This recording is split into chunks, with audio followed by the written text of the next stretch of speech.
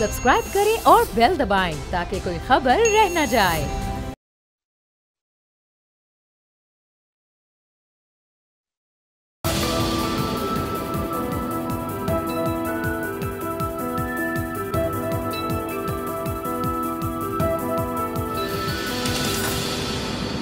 आप जो चाहे कर लें, उल्टे हो जाएं, सीधे हो जाएं, ये कौम इन काले कवानीन को नहीं मानेगी।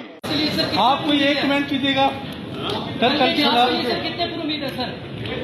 कभी कभी कमेंट कर जाया करें सर। स्पोर्ट्समैन होता ना, वो जब कदम रखता ना ग्राउंड में, तो वो हमेशा समझता वो जीतेगा। ये चीजें अदालत के ऊपर ऐसे दाग डाल रहे हैं कि जिससे माजी के तमाम फैसले मशकूक हो जाते हैं। ये तीसरा चौथा जज है जो इस किस्म की गुफ्तगू कर रहा है, ऑन रिकॉर्ड कर रहा है, हल्फिया तौर पे कर रहा है, तो फिर इस तरीके से हर चीज पर मट्टी पाओ, इसे तो काम नहीं चलेगा जी। राना शमीम को 2015 में नवाज शरीफ की हुकूमत के दौरान उसको चीफ जज लगाया गया था।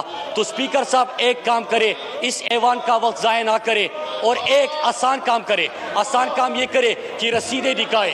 जनाबे वाला एक शख्स ने जो खुद चीफ जस्टिस रहा हुआ है गिलगित बल्तिस्तान का, उसने एफिडेविट दिया है, अदलिया के बड़े मायानाज नाम लिए हैं उसने। तो हम अपने सुमुन बुकमुन नहीं रह सकते कि मुल्क में क्या हो रहा है और ये हाउस जो है उसका नोटिस भी ना ले। अस्सलाम वालेकुम व्यूअर्स, मैं हूं आपके साथ अमीर अब्बास और आप देख रहे हैं तब्दीली। यही है आज हमारा मौजू। गुज़श्ता एक हफ्ता पाकिस्तानी सियासत में भरपूर हलचल का हफ्ता गुजरा है और हुकूमत के ने 33 कवानीन पार्लियामेंट से मंजूर करवाए। 33 मजमूई तौर पर 100 से ज़ायद कवानीन मंजूर हो चुके हैं गुज़श्ता 37 हफ्तों में। इसके अलावा राना शमीम साहब चीफ जज गिलगित बल्तिस्तान, उन्होंने जो बयान हल्फी दिया उसने एक और तहलका मचा रखा है। मेरे साथ मौजूद हैं ऑनरेबल साबिक वज़ीर आज़म पाकिस्तान शाहिद खान अब्बासी साहब। बहुत शुक्रिया अब्बासी साहब। शुक्रिया अब्बासी साहब, इमरान खान साहब का कुछ 24-25 साल से उनके मंशूर का ये हिस्सा चला आ रहा है कि वो ओवरसीज़ पाकिस्तानियों को राइट टू वोट देना चाहते हैं। वो इस मंशूर के ऊपर इलेक्ट होकर आए, उनका क्या कसूर है इसमें? वो क्यों ना अपने मंशूर पर अमल करें? उनकी बड़ी मेहरबानी है, लेकिन शायद उनको इल्म नहीं है कि ओवरसीज़ पाकिस्तानीज़ को वोट का हक नवाज शरीफ साहब ने आज से 20-25 साल पहले दे दिया था। अब जो मसला है, वो वापस आके यहाँ आके जी वोट का हक है ना जी, अब वोट कैसे देंगे, इशू ये है। तो वोट का जो तरीका है पाकिस्तान में वो बैलेट का है, कागज़ का बैलेट है। अब आप एक तरफ ये कह रहे हैं कि मैं पाकिस्तान में ईवीएम लगाऊंगा और बाहर इंटरनेट वोटिंग होगी। ये निज़ाम कब बना है, किसने बनाया है?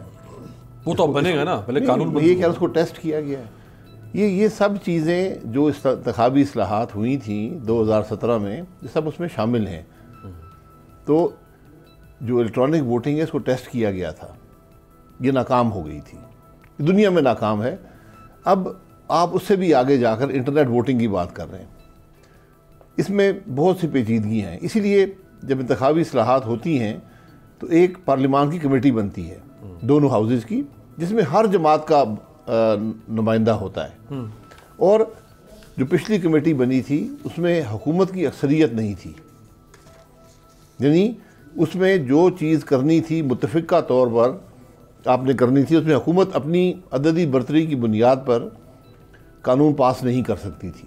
ठीक है, ये तरीका होता है इंतखाबी इस्लाहात का, क्योंकि ये मुस्तकिल होती हैं। वरना आज एक हुकूमत कर देगी, कल आगे दूसरी बदल देगी, कल तीसरी बदल देगी। आप कह रहे हैं जैसे 18वीं तरमीम मुत्तफ़िक़ा तौर पे हुई थी उस तरह? नहीं, इंतखाबी इस्लाहात हुई थी 2014 में शुरू हुई, 117 मीटिंग्स हुई, सब जमातें थी, पीटीआई उसके अंदर 3 इनके मेंबर शामिल थे। और उसने 117 मीटिंग्स के बाद जाकर मुत्तफ़िक़ा तौर पर पूरा इंतखाबी इस्लाहात का पैकेज पास किया था। ये तरीका होता है इंतखाबी इस्लाहात का।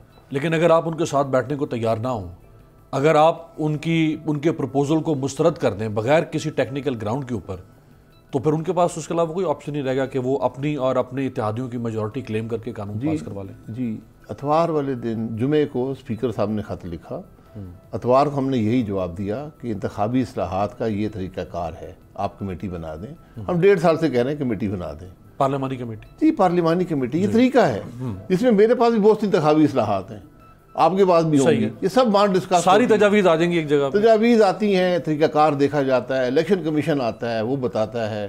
یہاں پر تو سینیٹ کی کمیٹی میں الیکشن کمیشن نے آ کر واضح کہہ دیا تھا کہ یہ ای وی ایم جو ہے یہ ناکام ہے، ہم اس کے ذریعے انتخابات نہیں کرا سکتے۔ 37 انہوں نے اس کے اوپر اعتراضات درج کرائے تھے، اور یہ صرف ابھی پہلا فیز تھا، یعنی ایک میٹنگ میں انہوں نے 37 اعتراضات بتائے کہ یہ نہیں چل سکتا۔ آئین یہ کہتا ہے کہ الیکشن کمیشن کی ذمہ داری ہے کہ وہ فیئر، جسٹ اور آنیسٹ انتخابات کرائے، یعنی جب تک الیکشن کمیشن مطمئن نہیں ہوگا تو آپ انتخابات کے لیے قانون سازی نہیں کر سکتے۔ شاہد صاحب، الیکشن کمیشن پارلیمنٹ کے قانون کے تابع ہے یا پارلیمنٹ کا قانون الیکشن کمیشن کے تابع ہے؟ الیکشن کمیشن آئین کے تابع، آئین کے تابع ہے، اور آئین یہ کہتا ہے کہ جو پارلیمنٹ قانون آئین سے متصادم ہوگا وہ پھر الیکشن کمیشن جو ہے اس پر پابند نہیں ہے اس کو امپلیمنٹ کرنے کا۔ اپیرنٹلی یہ کہاں سے قانون متصادم ہو گیا؟ متصادم ہو گیا نا، اگر الیکشن کمیشن کہہ رہا ہے کہ بھئی میں اس نظام سے جو آپ بنا رہے ہیں مشاورت کے بغیر، میں اس سے فیئر، جسٹ اور آنیسٹ الیکشن نہیں کرا سکتا۔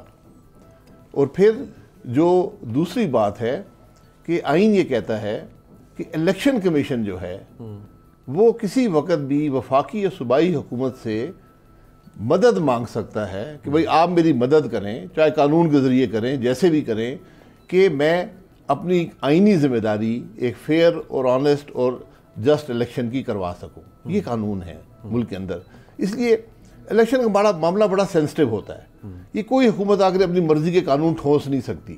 اب آپ یہ سوچ لیں کہ الیکشن آج سے بھی 90 دن کے اندر الیکشن ملک میں ہو سکتا ہے، یہ پارلیمانی نظام ہے۔ اگر آج وزیر اعظم پہ عدم اعتماد ہو جائے یا وہ حکومت اسمبلی خود توڑ دے تو 90 دن میں الیکشن ہوگا۔ صحیح ہے، تو 90 دن میں تو کوئی پاسبلٹی نہیں ہے کہ آپ اس نظام کے تحت، جو ایک انڈیفائنڈ نظام ہے، انٹیسٹڈ نظام ہے۔ کل آپ کی پارلیمان ایک قانون پاس کر دیتی ہے کہ اس ملک میں آئندہ سے online F I R register ہوگی، جی یہ پرچے پہ ایف آئی آر نہیں رجسٹر ہوگی، آن لائن ہوگی۔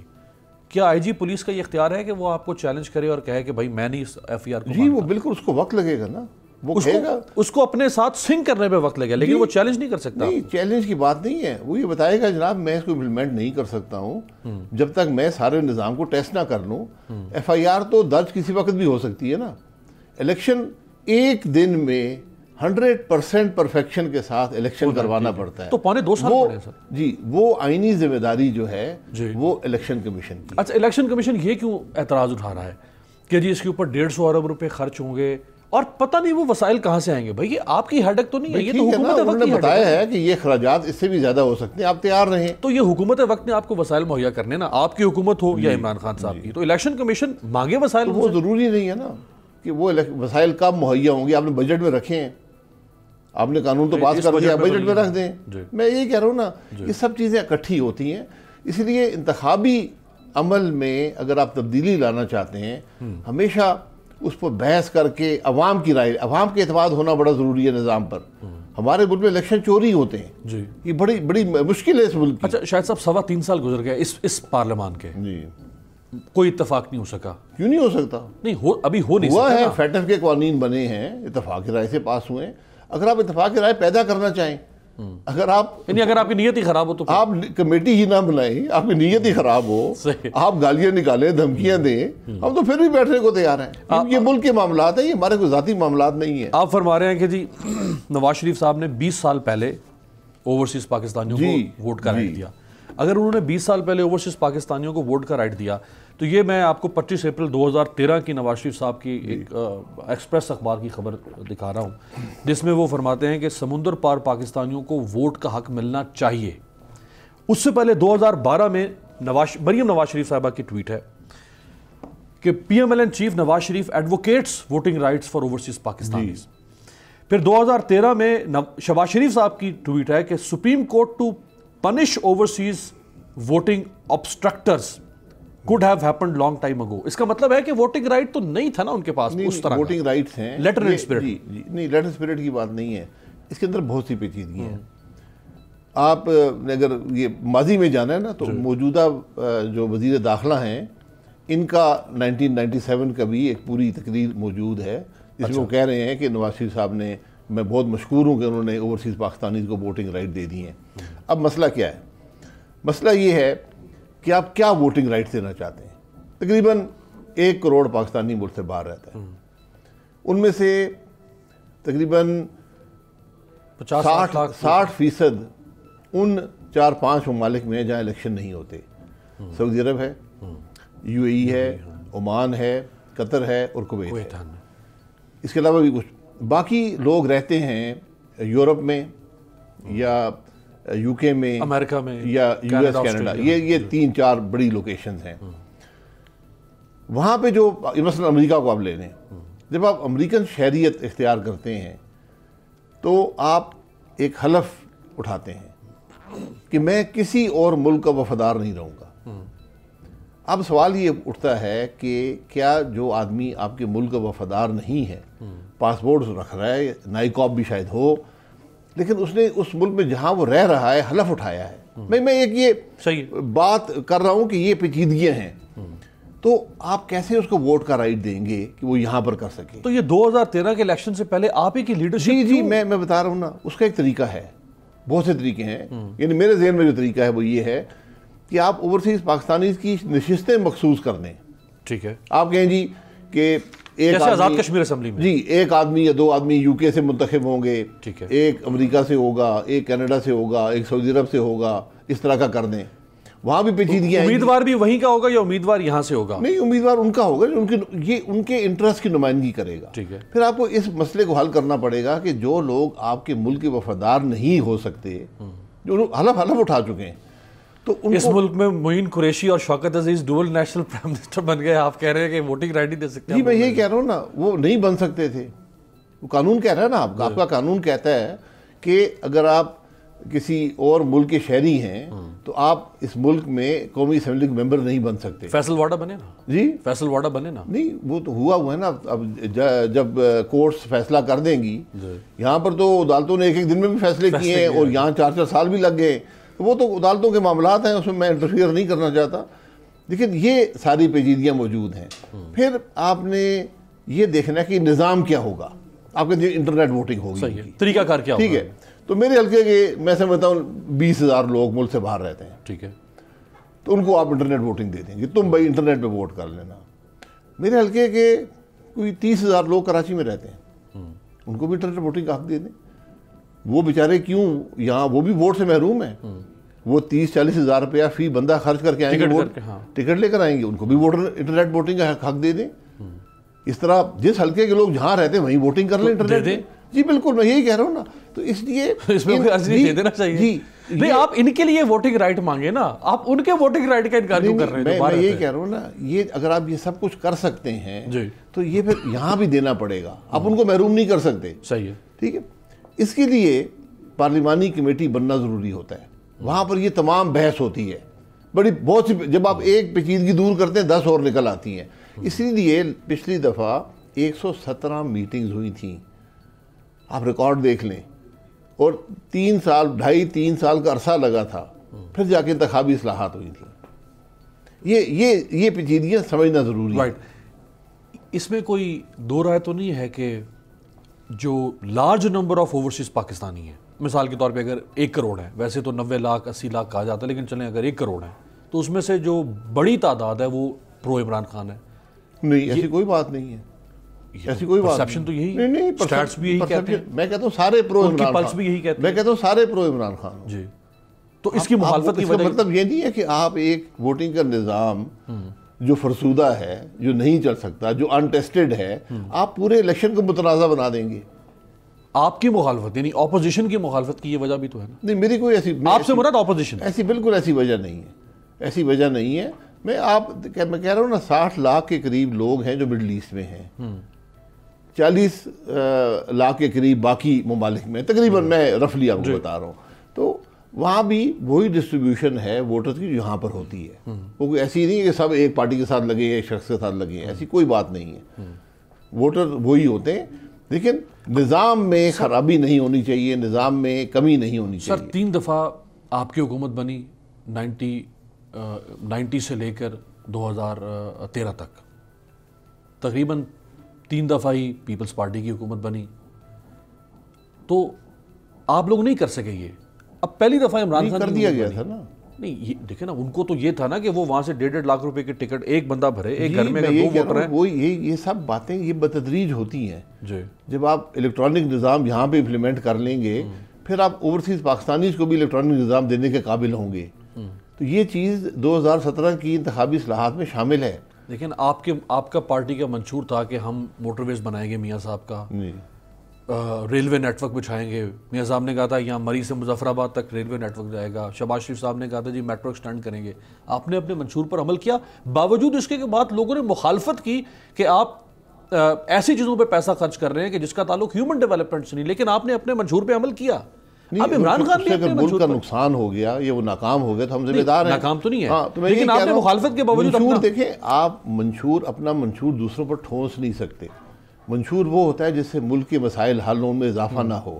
اگر الیکشن نظام کا اور متنازع ہو جائے, آپ کو شاید یہ نہ پتا ہو کہ بائی الیکشن میں 2019 میں اوورسیز ووٹنگ کا اختیار دیا گیا تھا. وہ ٹیسٹ وہ فیل ہو گیا. جو الیکٹرانک ووٹ تھی یہ بھی فیل ہو گئی. یہ نظام قانون بنا کر امپلیمنٹ نہیں ہو جاتے, ان کو ٹیسٹ کرنا پڑتا ہے, ان کا ایک ٹرائل پیریڈ ہوتا ہے, ان کو پرفیکٹ بنانا پڑتا ہے. یہ ایک دن کی بات نہیں ہے. 2023 کے الیکشن سر الیکٹرانک ووٹنگ مشین سے ہوں گے یا نہیں ہوں گے؟ ہوں گے تو پھر ماضی میں اپنے ملک میں الیکشنوں کے حالات دیکھ لیں. اگر میں یہ معذرت سے کہوں گا, آپ کا وہ ملک ہے جہاں الیکشن چوری ہوتا ہے, عوام کا اعتماد نہیں ہے نظام پر. تو جب آپ اس نظام کو اور متنازع کر دیں گے تو پھر الیکشن اور متنازع ہو جائیں گے. آپ کے پچھلے الیکشن میں صرف ایک حصہ الیکشن کا, پورے الیکشن کے عمل کا ایک حصہ جو ریکارڈ ٹرانسفر سسٹم تھا وہ الیکٹرانک تھا, ساری چوری وہیں پر ہوئی. RTS وہ ساری چوری وہیں پر ہوئی. یہ بد نصیبی ہے. آپ نے سب سے پہلے عوام کا اعتماد بحال کرنا ہے نظام پر, یا چوری نہیں ہوگی, اس کو بھی روکنا ہے آپ نے. پھر آپ نے ایک ماڈرن سسٹم دینا ہے. سر مشین کے علاوہ کون سا انسان تو غلطی کر سکتا ہے نا, مشین تو غیر جانبدار ہے, مشین پہ کیوں خدشہ؟ یہی ساری بات ہے نا. اس سے ڈر کیوں رہے ہیں آپ؟ جی میں ڈر اس لیے رہا ہوں کہ یہاں الیکشن چوری ہوتے ہیں.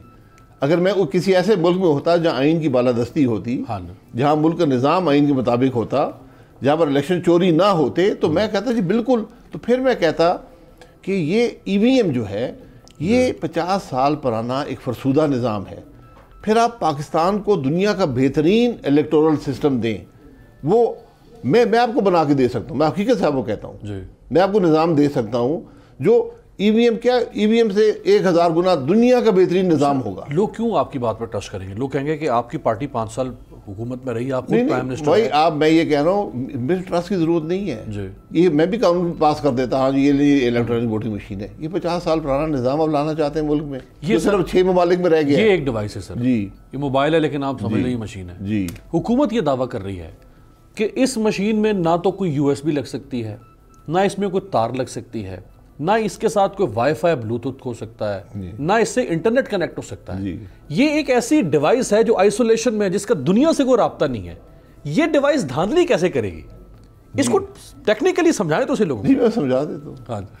یہ بلیک باکس ہے نا, اس کے اندر کیا ہے نظر آ رہا ہے؟ کوئی ظاہری بات ہے سافٹ ویئر ہوگا. میں سافٹ ویئر ڈال دیتا ہوں کہ جناب ووٹ جو ہے وہ شاہد عباسی کو میں ڈالتا ہوں تو الیکٹرانکلی وہ امیر عباس کے نام آ جاتا ہے. بالکل ٹھیک. یہ میں اس کا کسٹوڈین ہوں, میرا نام ہے الیکشن کمیشن سر. اس مشین کا میں کسٹوڈین ہوں. مشین میں نے آرڈر پہ تیار کروائی ہے. گورنمنٹ یہ نہیں کہہ رہی کہ میرے وینڈر سے تیار ہوگی, میں نے تیار کروائی, میں کسٹوڈین ہوں, میرے لاکر میں پڑی ہوئی تھی, میں نے جا کے رکھ دی یہ پولنگ بوتھ کے اوپر.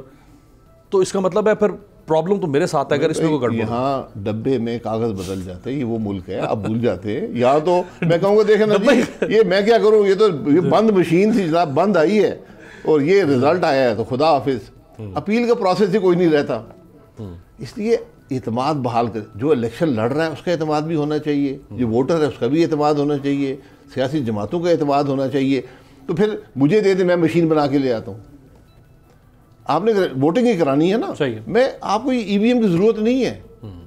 EVM تو ناکام فرسودہ نظام ہے, صرف 6 ممالک میں رہ گیا ہے, ہر جگہ ناکام ہے. ہمارے پڑوس میں چل رہا ہے 86. جی ان کے آپ ذرا سن لیں, ان کے کیا مسائل ہیں. مسائل ان کے مسائل ہیں, لیکن وہ ختم نہیں ہوا. وہاں ایک فرق ہے, وہاں نظام آئین کے مطابق چلتا ہے, وہاں پر الیکشن چوری نہیں ہوتے.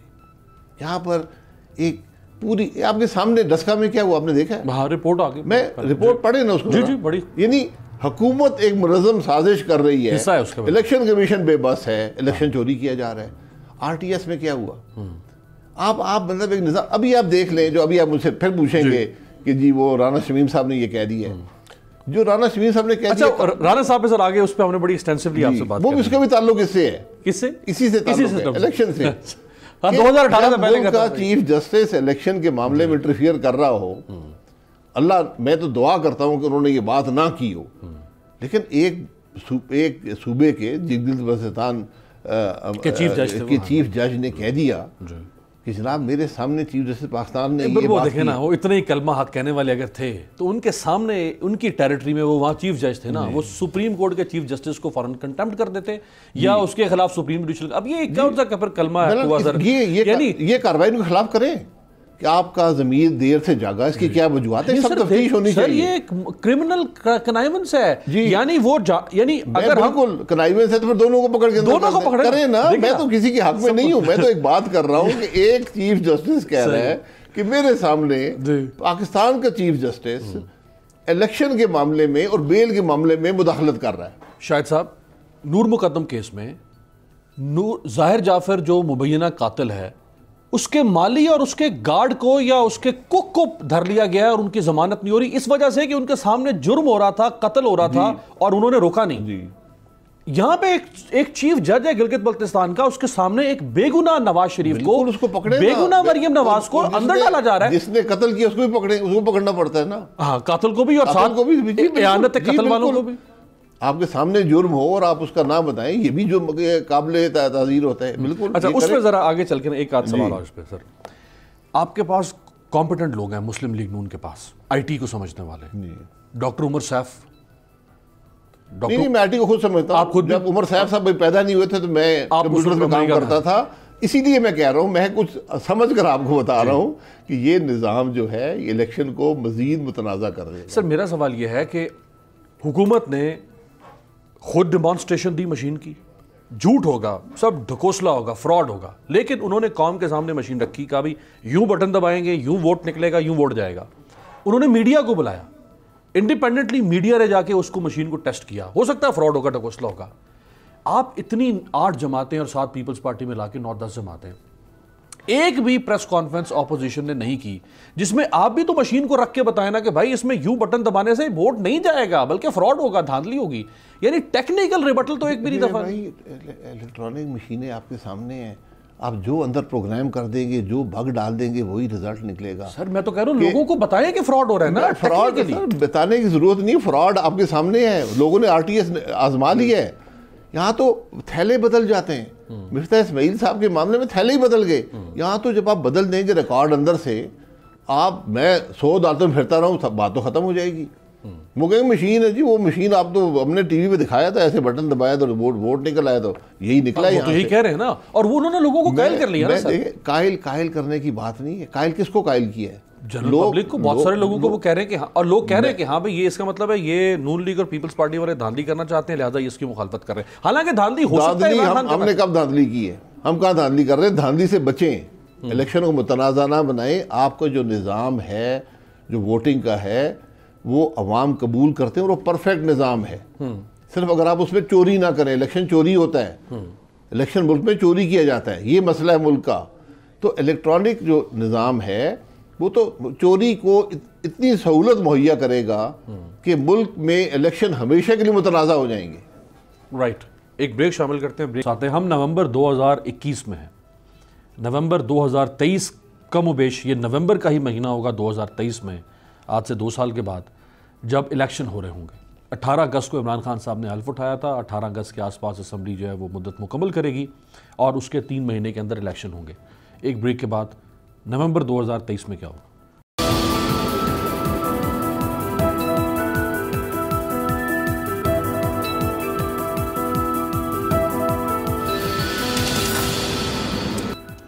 بریک کے بعد خوش آمدید۔ سابق وزیر اعظم پاکستان شاہد خاقان عباسی صاحب۔ عباسی صاحب، آج سے 2 سال کے بعد یہی مہینہ ہوگا نومبر کا انشاءاللہ جب پاکستان میں الیکشن ہو رہے ہوں گے۔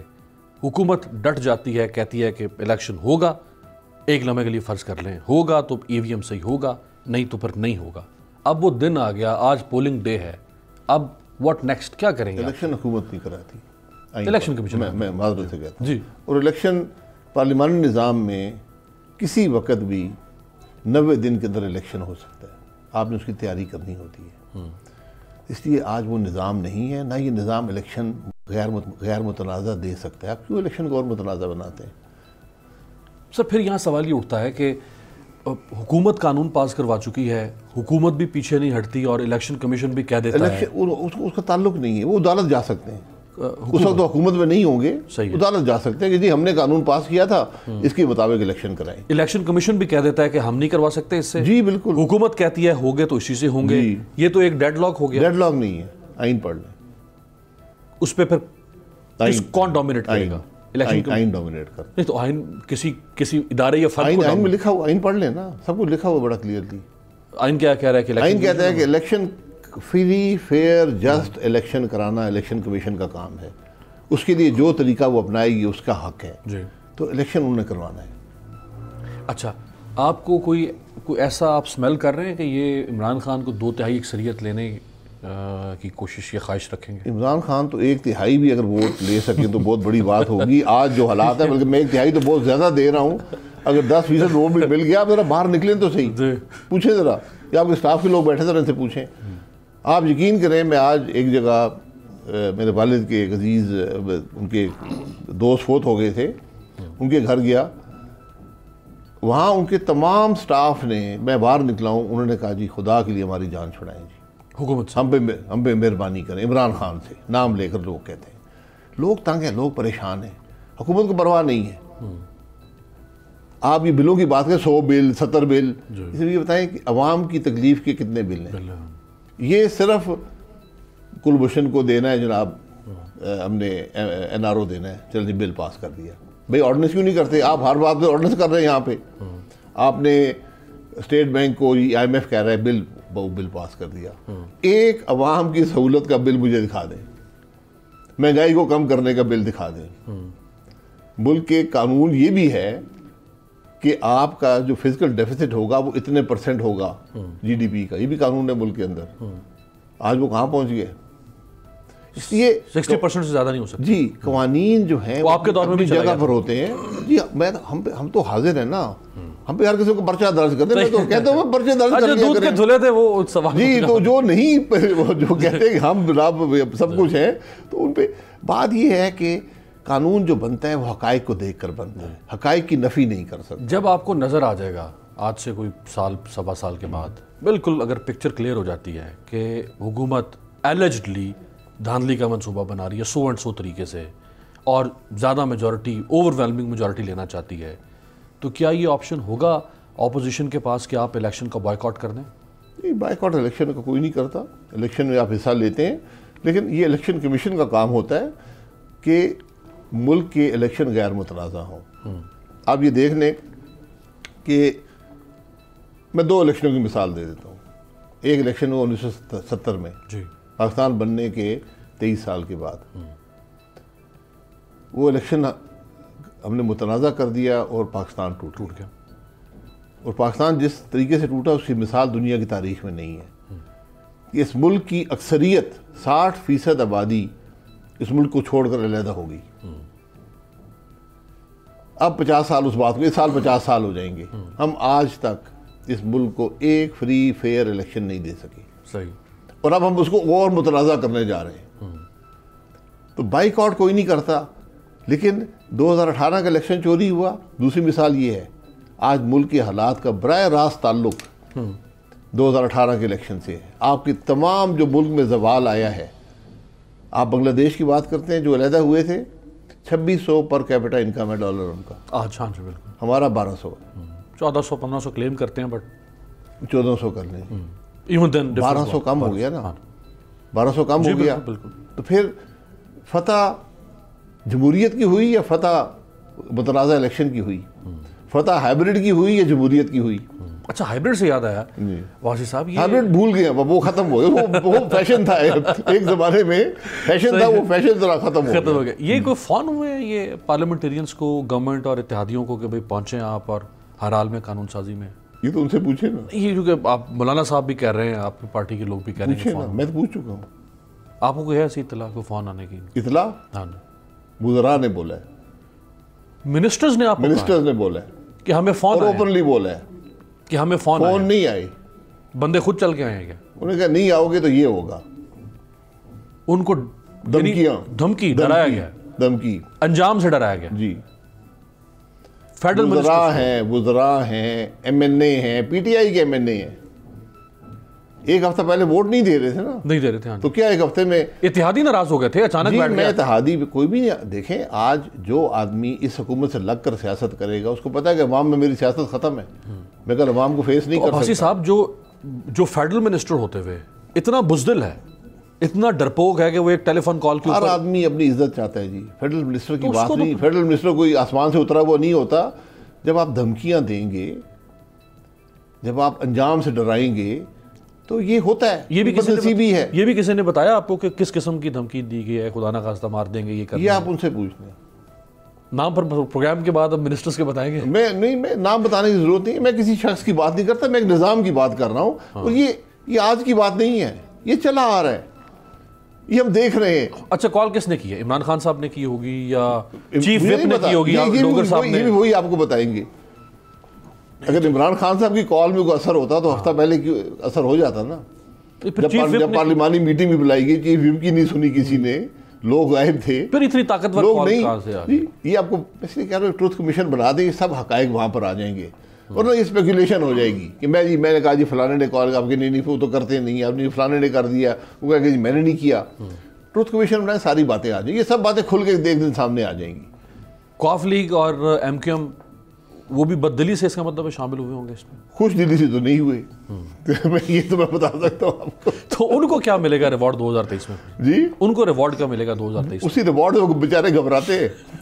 جو عوام ان کو ریوارڈ دیں گے اس حکومت سے لگنے کا, اسی سے وہ جان چھڑانا چاہتے تھے, لیکن ان کو بیچاروں کی نہیں سنی گئی. رائٹ. اچھا اب سر آ جاتے ہیں ذرا, بلکہ ایک چیز یہ, میں شائستہ صاحبہ, شائستہ پرویز ملک صاحبہ, وہ حالانکہ عدت میں تھیں لیکن وہ پھر بھی فتویٰ لے کے اور وہ اجلاس میں پہنچی, اور 100% آپ کی حاضری تھی پی ایم ایل این کی. جی اختر مینگل صاحب نہیں آئے جی, ان کو اور مجبوریاں تھیں, وہ سب نے پہلے بتا دیا تھا. یوسف تالپور صاحب پیپلز پارٹی سے نہیں آئے. یوسف تالپور صاحب آئی سی یو میں تھے.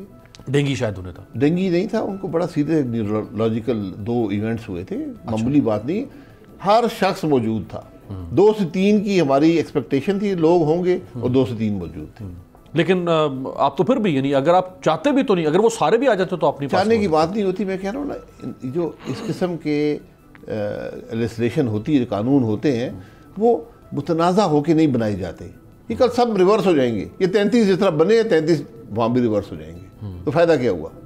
نقصان ہوگا. ان 33 میں سے 2 آپ کی پارٹی کے بھی ہیں. جی 2 آپ کی پارٹی. پرائیویٹ ممبر بل ہیں, ہمارے نہیں ہیں. پرائیویٹ ممبر بل ہیں, سب کے ہوتے ہیں. اس کو پورا ایوان پاس کرتا ہے. تو یہ وہ احسان کی بات نہیں ہوتی. لیجسلیشن وہ ہو جو غیر متنازع ہو, عوام کے مسائل حل کر سکے, جس کو کل بدلنے کی ضرورت نہ پڑے. اور پھر ایوان میں ہمیشہ ووٹنگ, ایوان میں خود ووٹنگ غیر متنازع نہیں تھی, وہ ووٹنگ متنازع ہوگی. اچھا اب آپ چیلنج بھی کر رہے ہیں اس کو؟ جی چیلنج جو ہو گیا وہ ہو گیا. سپریم کورٹ میں چیلنج اسپیکر کا کام تھا کہ وہیں پہ بات ختم کر دیتا. میں نے ان کو خود جا کر بولا ڈویژن کرا دیں, یہ موجود ہے رولز کے اندر. اسپیکر کہتے ڈویژن ہے ہاؤس کی, جو حق میں ادھر نکل جائیں, ایک ایک کر کے گنے جائیں. یس نو نہیں, یس نو تو کھڑے ہو کے ہوتا ہے. اچھا پھر ایک ہوتا ہے کہ آپ نکل جاتے ہیں ہاؤس سے ایک ایک کر کے, اور آپ کو گنا جاتا ہے, آپ کا نوٹ کیا جاتا ہے, اور باقی ادھر نکل جائیں نو والے. پہلے وہ مانا انہوں نے, 2 منٹ بعد مکر گئے کہ ڈویژن نہیں ہوگی, تو ڈویژن میں حقیقت سامنے آ جاتی. پھر آپ الیکٹرانک ووٹنگ کی بات کرتے ہیں. ہمارا جو اسمبلی کی بلڈنگ ہے یہ جب بنی تھی, اس میں ایک الیکٹرانک ووٹنگ نظام لگایا گیا تھا. اس زمانے میں میرا خیال ہے کوئی 30 کروڑ کا تھا اس زمانے میں. اچھا جی. پھر یہ بلڈنگ جل گئی. جب یہ جل گئی تو میں اسمبلی کا ممبر تھا, یوسف گیلانی صاحب جو تھے اسپیکر تھے. میں نے کو کہا جی یہ ووٹنگ کا نظام مت لگائیں, یہ چلا نہیں ہے اتنے, مطلب اس کو 15-20 سال ہو گئے ہیں. تو انہوں نے کہا نہیں بس وہ ہم نے کہا کہ جس طرح تھی اس طرح اس کو ریبلڈ کریں گے, تو ریبلڈ ہو گئی. تو یہ اب اس کو تقریباً 21 سال نہیں 26 آئی تھنک 1995 میں شاید یہ بنی تھی. تو 26 سال میں بھی آج تک ایک ووٹ 342 پہلے 219 ممبر تھے اب 342 ہیں تو وہ 342 کا ووٹ بھی الیکٹرانکلی نہیں ہو سکا تو جو یہاں امپلیمنٹ نہیں ہو سکتی وہ 22 کروڑ لوگوں میں یہ کہہ رہا ہوں نا کہ وہ آج تک ٹیسٹ بھی نہیں ہو سکا. یہ مشکلات ہوتی ہے الیکٹرانک ووٹنگ میں. رائٹ. رانا شمیم صاحب کے اوپر ذرا آپ چلتے چلتے سر اس پہ بتا دینا مجھے کہ رانا شمیم صاحب نے اس پہ تو ہم نے بات کر لی کہ ان کا ضمیر پہلے نہیں جاگا, لیکن یہ جتنے کو انسیڈنسز ہوتے چلے گئے, یعنی 17 تاریخ کو ہیرنگ تھی, اس سے 2 دن پہلے ان کا یہ بیان الفی آ جانا, پھر لندن میں ان کے بھائی کا انتقال ہوا, وہ لندن میں وہاں امریکہ تھے شاید, وہاں سے وہ لندن آئے, وہاں جا کے انہوں نے اس کو نوٹرائز کروایا جہاں سے میاں صاحب کی میڈیکل رپورٹس نوٹرائز ہوئیں. یہ سارے اتفاقات کیسے ہوتے گئے؟ اتفاقات نہیں ہیں, یہ حقائق ہیں, یہ حقائق ہیں. میاں صاحب کی کوئی 150 سے زیادہ پیشیاں ہو چکی ہیں میاں صاحب مریم نواز صاحبہ کی عدالتوں میں, تو جو بھی ایونٹ ہوگا اس کے لگ بھگ کسی پیشی کے لگ بھگ ہی ہوتا ہے. یہ ایک چیف جسٹس تھے گلگت بلتستان کے, انہوں نے حلفیہ بیان قسم اٹھا کر بیان دے دیا اور نوٹرائز کرا دیا انگلینڈ میں, اور آپ جیسے کہہ رہے ہیں کہ شاید اسی بندے سے نوٹرائز کرایا جب میاں صاحب کی میڈیکل ریکارڈ بھی نوٹرائز کرائے گی.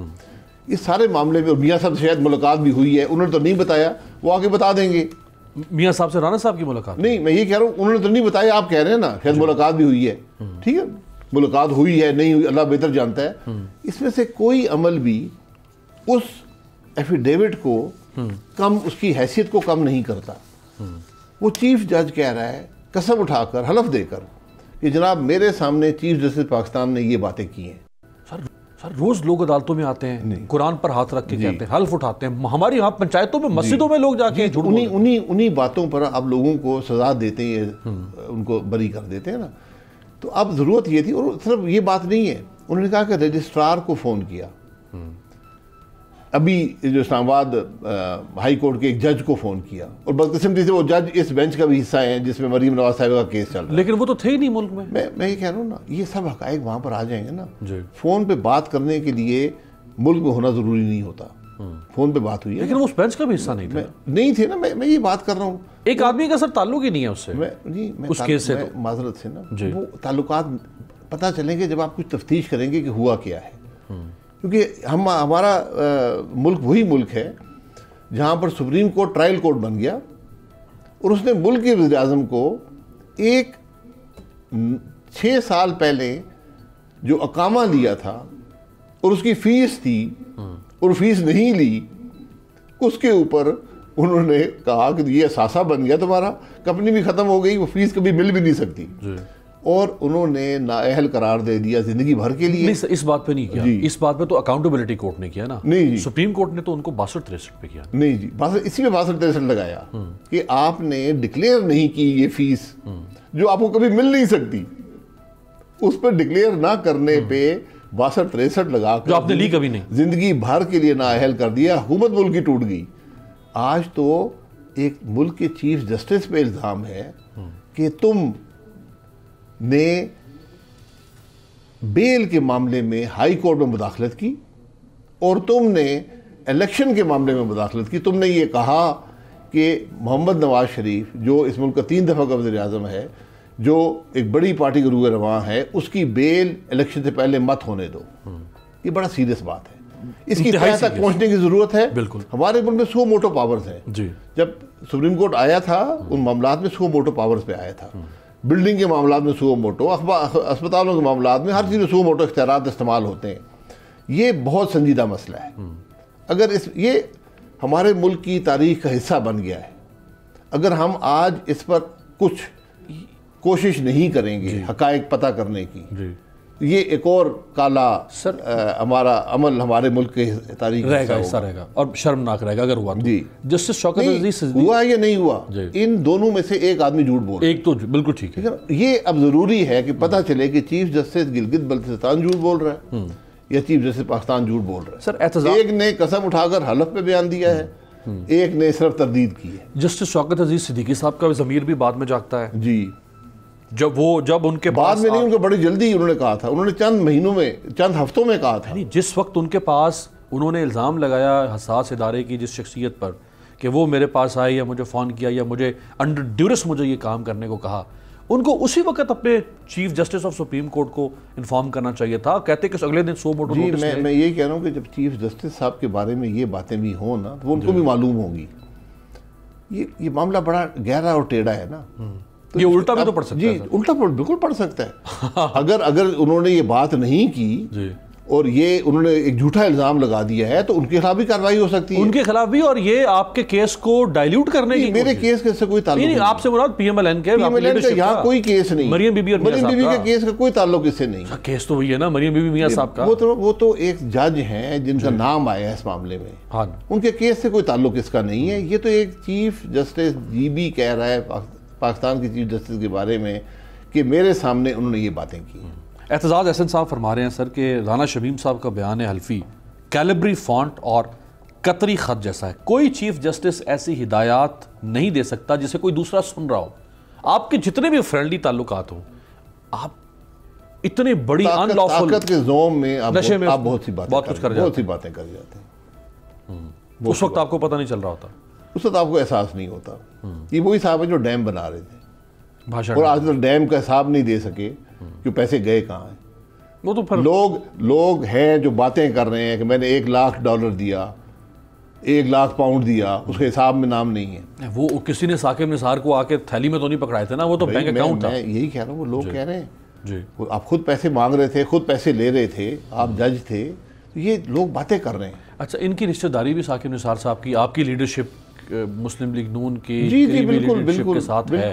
تو اب تو یہ بات رشتہ داری اور تعلق ہی نہیں ہے. نہیں, میں تو کہہ رہا ہوں سر, ہم کو گئے ہوئے عرصہ ہو گیا ہے, کہیں سے کوئی بات نہیں نکلی کہ بھائی اگر ہمارے خلاف ونڈکٹیو تھے ثاقب نثار صاحب, جو الزام لگایا جا رہا ہے, تو کیوں تھے ونڈکٹیو؟ ایسا کیا گرج تھا؟ کیوں تھے اس سے میرا تعلق نہیں ہے. میں تو بات کر رہا ہوں کہ ایک بڑا سیریس الزام ملک کے چیف جسٹس, میرے ملک کے چیف جسٹس پہ لگ گیا. اس بات کو کلیئر کرنے کی ضرورت ہے, اس کے حقائق کی تہہ تک پہنچنے کی ضرورت ہے. اس کے اوپر کیا ہونا چاہیے؟ جی آئی ٹی بنے, انکوائری کمیشن, جو بھی آپ کو شوق ہے, سو موٹو, میں سمجھتا ہوں کہ آج عدلیہ کا امتحان ہے, سو موٹو نوٹس لے کر اس کو عوام کے سامنے رکھ کر حقائق معلوم کریں. کیا پارلیمنٹ کی کوئی ایسی کمیٹی ہے جو ان کو طلب کر سکتی ہے؟ پارلیمنٹ طلب کر سکتی ہے. کون سی کمیٹی ہے؟ لا اینڈ جسٹس کی نہیں, پریویلیج کمیٹی بھی کر سکتی ہے, کیونکہ آئین مجروح ہوتا ہے نا. جب چیف جسٹس مداخلت کر رہا ہو آئینی معاملات میں, تو یہ اس سے بڑا سنگین معاملہ تو ہے نہیں. پوچھ سکتا ہے, ہر آدمی پوچھ سکتا ہے, کیونکہ جو جج بنتا ہے وہ آئین کے اختیارات استعمال کرتے ہوئے ہی بنتا ہے اور پارلیمان سے منظور ہو کے جج بنتا ہے. آخری 2 سوال سر. مریم بی بی نے ابھی 2 دن پہلے یہ جو سارا قانون پاس ہوا ہے اس کے اوپر انہوں نے حساس ادارے کے ہمارے جو سربراہ ہیں ان کے اوپر الزام لگایا. یہ رویہ کیا ہے؟ یہ ٹھیک ہے یہ رویہ اس طرح سے؟ دیکھیں, رویے کی بات نہیں ہے, کچھ حقائق آتے ہیں, بیان کر دیے جاتے ہیں, سب باتیں تاریخ ایسا بن جاتی ہیں. آپ ان کو حقائق کہہ رہے ہیں؟ حقائق ہوں گے نا, ان کے پاس حقائق ہوں گے, اس کی بنیاد پر انہوں نے بیان دیا ہے. تو پھر یعنی یہ اس ملک میں یعنی ایسا ہی کام چلتا رہے گا؟ یہی بات ہے بھائی, یہاں ہائی کورٹ کے جج الزام لگا رہے ہیں, سٹنگ جج الزام لگا رہے ہیں. میں تو نہیں الزام لگا رہا نا, سٹنگ جج الزام لگا رہے ہیں. تو اس لیے میں یہ کہتا ہوں یہ حقائق جب بھی ایسی بات ہو ہمیں اجتناب کرنا چاہیے ان باتوں سے. جتنا بڑا عہدہ ہوتا ہے, آپ حساس ادارے کے سربراہ ہیں, چیف جسٹس ہیں, ہائی کورٹ کے جج ہیں, آپ پر ذمہ داری بڑھ جاتی ہے, آپ کی اکاؤنٹیبلٹی بھی بڑھ جاتی ہے. آپ کو عوام کے سامنے پوچھا جانا چاہیے تم نے یہ کام کیے, پھر لوگ پیش ہوں گے, آپ دیکھیں گے. یہ عہدے مستقل نہیں ہوتے, لوگ عہدوں سے ہٹتے ہیں. 50 آدمی آ جائے گا, مجھے اس نے فون کیا تھا, مجھے اس نے دباؤ ڈالا تھا, مجھے اس نے کہا تھا بیل نہیں ہونے دینا, مجھے اس نے کہا تھا الیکشن میں یہ مداخلت کرنا. اب آپ کے سامنے ایک ٹیسٹ کیس ڈسکا کا موجود ہے, کسی نے کچھ کیا ہے؟ الیکشن کمیشن کیوں نہیں اس پہ, اس کے پاس الیکشن کمیشن, یہ دیکھیں یہ معاملہ الیکشن کمیشن تو کیا سزا دے گا 6 مہینے کی. یہ معاملہ ایک سازش ہوئی ہے, حکومت کے لوگ اکٹھے ہوئے, وفاقی حکومت, صوبائی حکومت کے اکٹھے ہوئے, میٹنگز کی ہیں, کانسپریسی. جی کانسپریسی ہے. حکومت کے لوگ آئے, اہلکار آئے, پولیس آئی اور یہ سارا معاملہ ہوا. مٹی پڑ گئی اس پہ. جی ہم خاموش بیٹھے ہیں. سر آخری سوال آپ سے یہ کہ 2023 سے پہلے الیکشن آپ دیکھ رہے ہیں یا الیکشن 2023 میں ہی ہوں گے؟ یہ جو پیشن گوئیاں کرتے ہیں ان سے پوچھیں, میں پیشن گوئی والا آدمی نہیں. لیکن آپ سیاسی گروپ ہیں. میں صرف یہ جانتا ہوں کہ ہر لمحہ ملک پر بھاری ہے. ایک غیر نمائندہ حکومت ہے ملک میں, ایک چوری شدہ الیکشن کا نتیجہ ہے, اس نے ملک کی معیشت تباہ کر دی ہے, عوام کو تکلیف میں ڈال دیا ہے. یہ معاملہ نہیں چل سکتا. ہر لمحہ ملک کو پیچھے لے جائے گا. کوئی آج ملک کے مسائل کا حل ایک فوری اور شفاف الیکشن میں. ود ان ہاؤس چینج آ سکتا ہے, یعنی عمران خان صاحب کی جگہ with in house change possible نہیں ہے. ود ان ہاؤس چینج جو ہے صرف عدم اعتماد ہو کر نئے الیکشن کی طرف آپ جا سکتے ہیں, اور کوئی طریقہ نہیں. یعنی آپ نئے الیکشن کی بات کر رہے ہیں, آپ ایسا نہیں کہ عمران خان کو ہٹا کے کسی اور کو طریقے. وہ ایک فرسودہ نظام ہے, نظام آئین کے مطابق نہیں ہے. اچھا, آپ جانتے ہیں کچھ ایسے لوگوں کو تحریک انصاف میں سے جو عمران خان صاحب کی جگہ پہ آنے کے امیدوار ہیں؟ ہر آدمی امیدوار ہوتا ہے جو چاہتے ہیں کہ بھی سارے امیدوار ہیں. سارے امیدوار ہیں کچھ سارے ہیں. کچھ نام تو کچھ جتنے اگلے بینچوں پر بیٹھے ہیں سارے امیدوار ہیں. سارے چاہتے ہیں جی, سارے نہیں چاہتے, بڑے دور عرصے کے چاہتے ہیں. بہت بہت شکریہ شاہد واجد صاحب, سابق وزیر ہمارے ساتھ تھے. واجد صاحب نو ڈاؤٹ جس ماشاءاللہ پروفائل پہ یہ رہے, ریئر کیس ہے ان کا کہ یہ جتنے ایکسٹینسولی لوگوں کے ساتھ انٹریکشن کرتے ہیں میڈیا کے ساتھ, اور بغیر کسی یہ ان کو نہیں پتا کہ میرے پیجز پہ کیا لکھا ہوا ہے, اور کھل کے ان سے گفتگو ہوتی ہے. ہمیشہ آپ سے ملاقات ہوگی, کل دیکھتے رہیے گا تبدیلی.